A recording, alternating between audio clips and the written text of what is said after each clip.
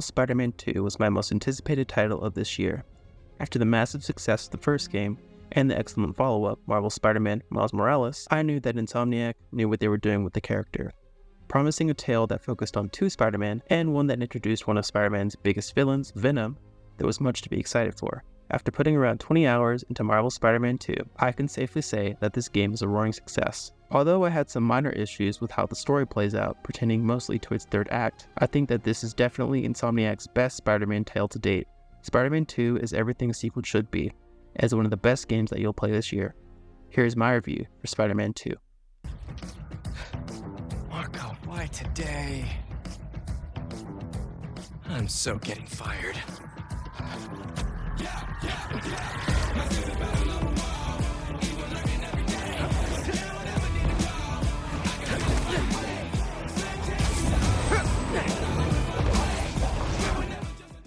Spider-Man 2 takes place a few months after the end of the Miles Morales sequel. Here, we are introduced to a New York that has not one, but two Spider-Men. The opening section of the story sees Peter and Miles working as a team to take down the Sandman. It's an exhilarating sequence that gets you acquainted with switching between Miles and Peter, each equipped with their own unique abilities. After the introduction, the story starts to pick up steam when Harry Osborn, an old friend of Peter and MJ's, pops back into their life unexpectedly, and a new villain, Kraven, arrives in New York to partake in his greatest hunt. What follows is a solid Spider-Man adventure that features a ton of surprises that I won't get into here. I will say, however, that you are not ready for what they do with the symbiote stuff and Venom here. For me at least, it does absolute justice to the character and his side of the Spider-Man lore. The story deals heavily with the struggle of being Spider-Man while also being the person on the other side of the mask, which is amplified tenfold with the addition of Miles. During missions, you will switch back and forth between the two Spider-Men, and it is done insanely well. I think it helps the story feel epic in scope and always keeps up its momentum. The central relationship that the story leans on is between Peter and Harry, and I found myself instantly buying into their relationship. They really do feel like old friends, and as the story progresses, you start to feel for Harry. MJ this time around is way more involved in the story, and her character is better for it. Here, Peter and MJ are finally in a stable relationship, and their dynamic is kept interesting with the push and pull of Peter being Spider-Man. MJ also has her own character arc that ties neatly into the story. Her and Pete have some really sweet moments that solidifies their romance.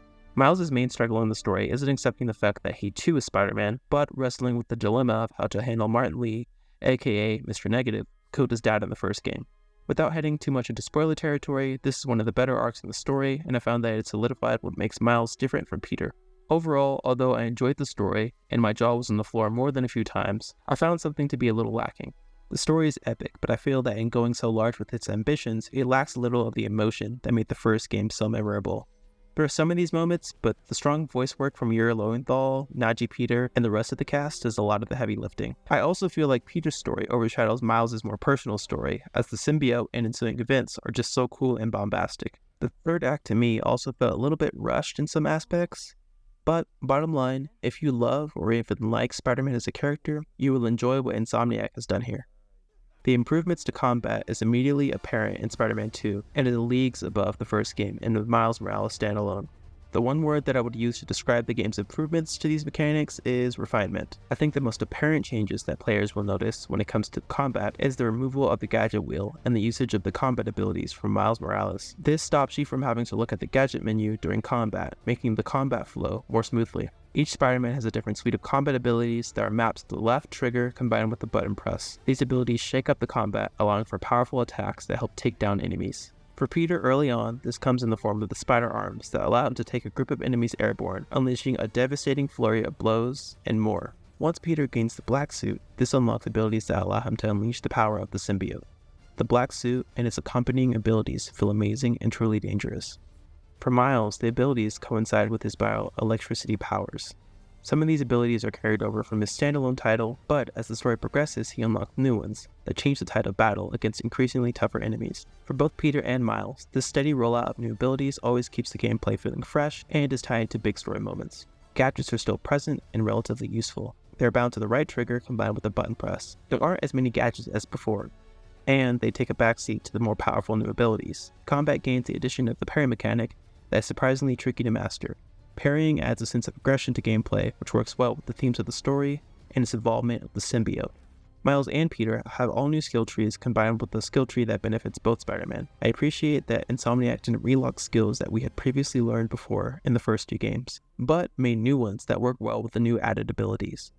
Overall, the improvements to combat make this game tons of fun to play. The addition of new abilities keeps combat feeling fresh, while other systems like the newly added parry mechanic keep combat challenging. Web swinging this time around has had some significant changes. The swinging feels immediately improved. In Spider-Man Miles Morales, we had the addition of new air tricks, along with the boost and Venom jump to get more air. With these additions, Miles Morales had the best swinging there had ever been in a Spider-Man game. However, the devs at Insomniac have managed to top even that. Peter and Miles have new swing animations, and Peter has an all-new suite of air tricks to play with. The air tricks from Miles Morales have carried over from the previous game, and although they are great, I would have liked to see some new tricks added for him. Both Spider-Man are able to do web launches from anywhere in the city, allowing them to launch into the air at great speeds. I love this addition as it removes the initial slow swinging to gain momentum and get you right into the action. The ability to turn corners on buildings mid-air allows for you to quickly change direction while swinging, without slowing down speed by wall running. The addition of the web wings is the most significant change here. The web wings allow you to glide effortlessly through the air with the press of the triangle button.